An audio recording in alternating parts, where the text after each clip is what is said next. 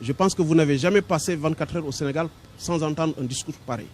Mais est-ce que vous avez eu à identifier ces forces dont vous parlez? J'espère que non. Et vous avez eu également à voir que les forces de sécurité et les forces de défense ont la même mission. Je pense que vous avez eu à observer ça. Effectivement, tout est prévu parce que les armées ne font pas que se déployer sur les frontières. Nous avons en permanence ce qu'on appelle une réserve nationale, c'est-à-dire des unités qui sont entraînées, équipées et qui sont prêtes à intervenir dans un court préavis. Ceci est très important. Et c'est ce qui fait que même en Afrique, dès l'éclatement d'un conflit, en général, les Sénégalais sont les premiers à pouvoir déployer un contingent parce que nous avons une réserve nationale qui veille, en plus des unités qui sont déployées. Ceci est très important. Donc, les menaces obscures ou occultes, bon, ça, on le dira tous les jours. Mais vous, est-ce que vous avez vu ça? Je pense que non. Moi, en tout cas, je ne l'ai pas vu. Au Sénégal, il n'y a pas encore de groupe terroriste basé au Sénégal, implanté au Sénégal, qui mène des actions. Mais nous évoluons dans un espace sous-régional. Et donc, la menace, elle est à côté. Elle est à côté de chez nous. L'armée bi néna gisuñu fi benn force occulte amu fi. Bu amone ñom ñu xam ko. Tak der yi soldats yi nga xam ne ñoom ñooy nekk ci mbedd mi nekk ci àll bi guddeeg bëccëg nelawuñu ndax suñu kirange di sonn ngir ñun ñi mën a am jàmm lépp loo xam ne musiba la ju jëm ci réew mi ñoom ñoo koy njëkk a yëg Madiambal mënu koo xam te ñu nekk takk der yi xamuñu ko Macky Sall ci boppam mi ngi ci palais bi nekkul ci àll bi Macky Sall mi jiite réew mi laa la wax mënta xam lu takk der yi xamul lu njëkk li muy xam moom Macky Sall takk der yi ñoo ko koy xamal mu koy soog a xam buñ ko ko xamalul du ko xam ndax fi takk der yi àgg moom àggu fa mi ngi ci Ndakaaru toog takk der yaa ngi Sénégal gépp nekk ci frontières yi xam nañ koy dugg xam nañ koy génn ban menace terrorisme lañu am Sénégal dañu maîtriser wul géopolitique sous-régionale bi de la zone bu ñu maîtriser woon la petite géopolitique là de nos pays limitrophes là les pays frontaliers du Sénégal la Mauritanie le Mali les deux Guinée et la Gambie suñu ko maîtriser woon et le Cap-Vert un peu daañu xam ne ñun nekkuñu sous une menace terroriste c'est faux loolu moo tax bi ñuy taxawal les forces xam nga d'intervention au Sahel te commandement bi nekk au Tchad Sénégal intégré wuñ ko ci biir force bi pourquoi intégré wuñ ko ci biir force bi parce que le Sénégal n'est pas un pays à risque France bi nga xam ne moom moo taxawal force bi le G7 Sahel comme le G5 Sahel bi ñuy taxawal force boobu Sénégal dafa buuxante Macky Sall buuxante na ba taay pour bëgg ci bokk France boolewu ko ci parce que le Sénégal n'a pas un pays à risque gis ngeen ko temps yi il y a 1 mois comme 2 mois dem na Tchad seeti Idriss Déby mi ngi buuxante Macky Sall pour bëgg a dugg ci biir force boobu pour mën a am labelu Sénégal est un pays terroriste ou un pays à risque non c'est faux le Sénégal n'est pas un pays à risque li tax nag Macky Sall bëgg le Sénégal dugg dans le jargon des pays à risque par rapport au terrorisme c'est pour que le Sénégal soit dans une situation bu koy mën a permettre moom Macky Sall mu aj élection yi du organiser benn élection parce que dafay politique ci biir force ci biir terrorisme bi pour que 2024 élection bañ am mu ut ay lay ci biir terrorisme pour élection bañ a am mu mën fi toogaat loolu képp moo tax mu bëgg a tuumal Sénégal le Sénégal dafa am ay nit ñuy rayee que ay terrorisme mais ça ne passera pas tu quitteras par A ou par B d'ici là ou au plus tard le 2024 on veille au grain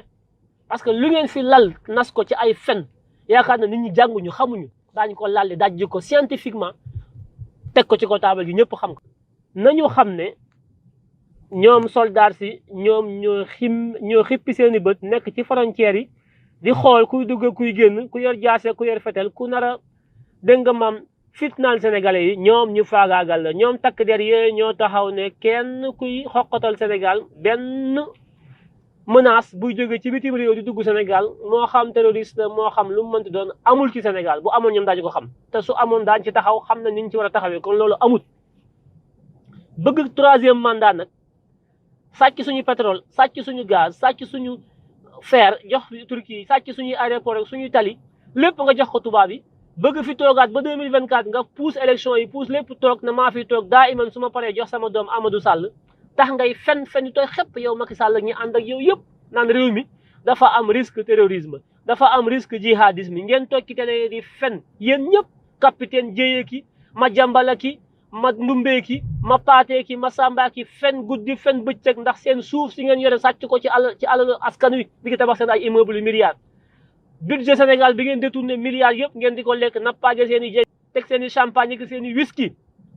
doyatul ngeen wëlbati ko duñu fen diñu tuur lëndëm armée bi jóg na li ngeen di wax amut bu leen neexee nag yéen politiciens yi ngeen di politique di fen askan wi mais ñun armée bi dañu républicaine ñun l'armée sénégalaise c'est une armée au service de la nation c'est une armée au service du peuple sénégalais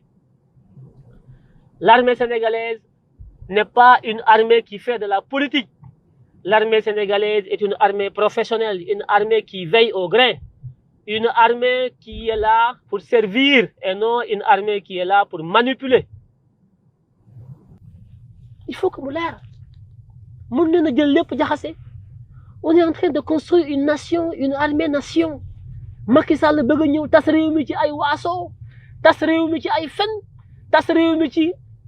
inspecteur des impôts yi inspecteur des douanes yi la haute fonction publique ñoom ñëpp mu leen di politique loo ñuy sàcc alal réew mi di politique amatuñu ay fonctionnaires de cran la haute fonction publique sénégalaise était une haute fonction publique réputée